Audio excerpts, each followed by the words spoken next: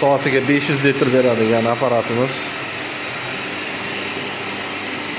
Suv 2 ga tushib qolgan ekan. Hozir kislota bilan yuvdik. Sho'r suvni filtrlaydilar. Ko'p kishida shunaqa 2 ga tushib qoladi, suv bermay qoladi. Atxot ham bu ham. Hozir ham shunaqa bo'lgan ekan. Imkon boricha tezroq kartrijni ko'rib turish kerak. Mana. Qorayib ketadi, suv o'tkazmaydi membranaga. Shundan tushib ketadi davlenasi. Bu samoykaga qo'yilgan, moysamga. Assalomu alaykum. Yaxshimisiz?